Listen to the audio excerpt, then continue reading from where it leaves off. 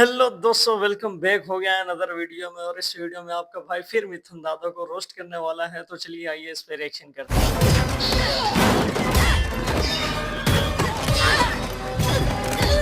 ये है आम जिंदगी।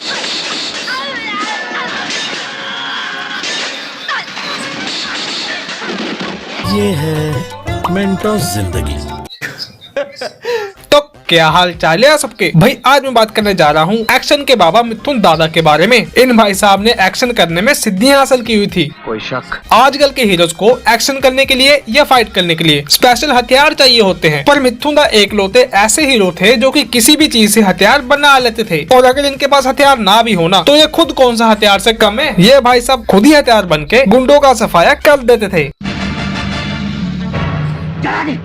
इस सीन में मिथुन दा को इस ट्रक को रोकना है, लेकिन ना तो इस समय इनके पास कोई गोली बंदूक है और ना ही कोई हथियार। और ऊपर से ये गुंडे लोग गाड़ी को मिथुन दा के ऊपर चढ़ाने वाले होते हैं, लेकिन इनको ये नहीं पता कि जो सामने बंदा खड़ा है ना, ट्रक से उसको उड़ाना तो बहुत दूर की बात है, ये ट्रक से उसको छू भी नहीं पाएंगे। मतलब सुपरमैन को भी पीछे छोड़ दिया, वो फ्लाइंग जैट बननी चाहिए। देखा, मैंने कहा था ना, कभी कभी मिथुन दा खुद ही हथियार बन जाते हैं। ये भाई साहब तोप का गोला बन के ट्रक की खिड़की तोड़ देते हैं, उसके बाद इन बंदों को तोड़ देते हैं और इस ट्रक को रोक देते हैं। Well done.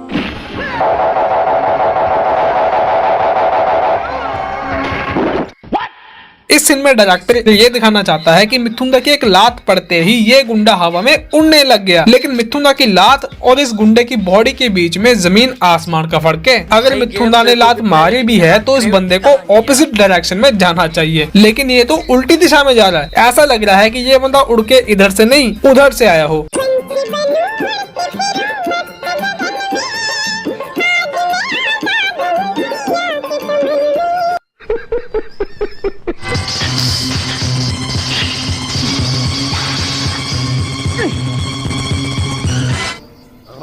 मिथुन दा इतनी सारी मार खाने के बाद आपने ये हथियार कहां से पैदा कर दिया। माना कि आप किसी भी चीज को हथियार बना लेते हो, लेकिन अब क्या आप जादू से हथियार लाने लग गए हो क्या? लेकिन एक सेकंड, और अगर आपकी छाती पे आपने इतना बड़ा हथियार छुपाया हुआ था तो इतनी देर तक आप उछल कूद कैसे कर रहे थे? और अगर आपके पास यह हथियार पहले से ही था तो यह हथियार आपने उस समय क्यों नहीं निकाला जब गुंडे ने अपना हथियार निकाला? पता नहीं। मिथुन दा आपके तो क्या ही कहने हैं, अब तो आप धीरे धीरे जादूगर भी बन रहे हो। राजा जी अपनी शक्तियों का पूरा इस्तेमाल कर रहे हो। देखते क्या हो, मार डालो हरामजादे को। इस सीन में भी मिथुन दा के पास कोई भी हथियार नहीं है। Oh, shit, man. लेकिन फिक्र ना करो, मिथुन दा का सुपर कंप्यूटर से भी तेज दिमाग और चीते जैसी रफ्तार कब काम आएगी? अरे अभी तो आएगी, ऐसी सिचुएशन में तो ही आएगी।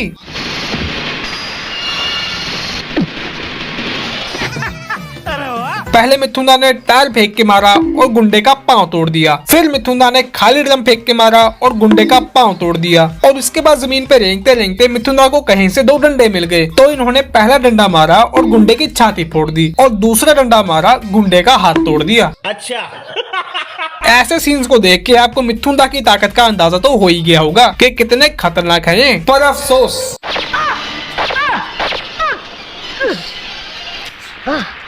मिथुन दा के इतने एफर्ट्स लगाने के बाद भी मिथुन दा को गोलियां लग जाती हैं। लेकिन कहानी में अभी ट्विस्ट है, अगर हीरो ही मर जाएगा तो फिल्म का क्या होगा? और ऊपर से अगर हीरो मिथुन दा हो तो हीरो का बचना तो 100% पॉसिबल है। मुझे शक था कि मेरी मौत का जाल दुश्मनों ने जरूर बुना होगा, इसलिए मैं ये बुलेट प्रूफ जैकेट पहन के आया था। इस पूरी प्लानिंग को अंजाम देने के लिए मिथुन दा ने यूज किया था अपना सुपर कंप्यूटर से भी तेज दिमाग। बहुत ही बढ़िया। मिथुन दा इतने लार्जर देन लाइफ हैं कि अगर ये अधमरी हालत में हॉस्पिटल के बेड के ऊपर भी पड़े हो ना, तो ये गुंडों से अपने आप को आराम से बचा लेते हैं। वो भी बेड से उठ के भाग के नहीं और ना ही लड़के, ये अपने आप को बचाते हैं कुछ इस तरीके से।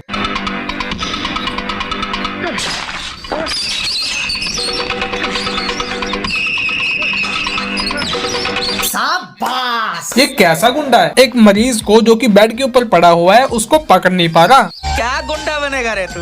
और इधर अपने मिथुन दा हॉस्पिटल के बेड को मस्त किश्ती बना के भाग रहे हैं। कोई बात नहीं, चाबी लेके दरवाजे खोल रहे हैं, दरवाजे लॉक कर रहे हैं, उसके बाद लिफ्ट भी ओपन कर रहे हैं। असम भाई अगर इनकी जगह पे कोई और बंदा होता ना तो वो बेचारा इन सारे कामों में से 1% काम भी नहीं कर पाता, लेकिन भगवान ने मिथुन दा को कुछ अलग शक्तियाँ दी है जिसकी वजह से ये इंसान इतने कारनामे कर पाता है। सही बात है। इस सीन में तो मिथुन दा फिर भी जिंदा थे, लेकिन मिथुन दा तो मर के भी जिंदा हो जाते हैं। अब इस सीन में हुआ ये कि इस विलन ने इस बंदे को धक्का मारा और थाली में पड़ा था पानी से भरा हुआ लोटा, और वो पूरा का पूरा लोटा उछल के जाता है हवा में जहाँ पे होती है मिथुन दा की चिता, और लोटे का पानी हवा में उड़ते उड़ते ही एकदम सही तरीके से मिथुन दा के मुंह में जाता है। और फिर क्या था, पानी का टेस्ट मिथुन दा को इतना बढ़िया लगता है कि वो मुर्दा से जिंदा हो जाते हैं।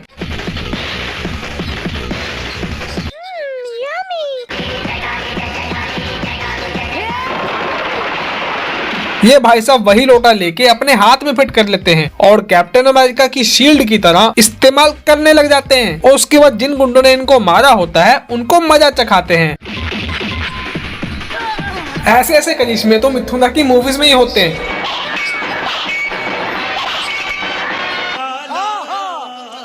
मिथुन दा ये एक लोटा है, ना कि कोई भाला जिससे आप तलवारें रोक रहे हो, और ऊपर से इन गुंडों का दिमाग भी पता नहीं कहाँ गया हुआ है। इन तीनों लोगों ने एक छोटे से लोटे के ऊपर अपनी तीनों तलवारें फंसा रखी हैं।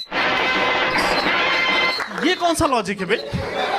इन तीनों में से किसी का दिमाग नहीं चल रहा कि एक सेकंड के लिए कोई बंदा तलवार उठा के सीधा मिथुन दा को मार देना, कहानी वहीं खत्म हो जाएगी। लेकिन नहीं, इनको तो मिथुन दा के हाथों से अपनी कहानी खत्म करवानी है।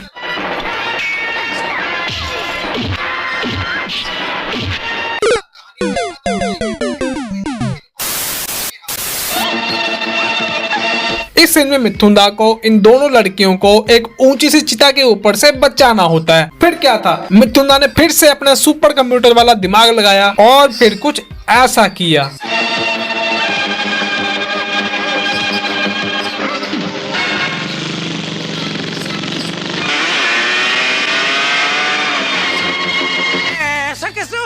बीच हवा में जाके बाइक को पता नहीं क्या हो गया, लग रहा है कि इस बाइक की हवा में किसी से टक्कर हो गई है और ये बाइक वहीं पे घूम घूम के नीचे गिर जाती है। लेकिन अपने मिथुन दा हवा में उड़ते हुए सीधा लड़कियों के पास पहुंच जाते हैं।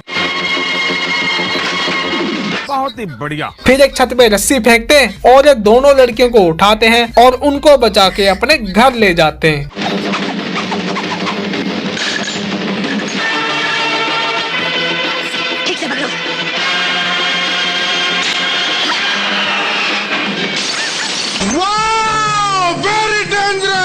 तो भाई मिथुन दा के इतने भयानक स्टंट देखने के बाद आपको कैसा लगा, आप कमेंट में जरूर बताना। तो चलो भाई आज के लिए इतना ही। वीडियो अच्छी लगी हो तो लाइक करना, चैनल को सब्सक्राइब करना। अब हम मिलेंगे अगली वीडियो में।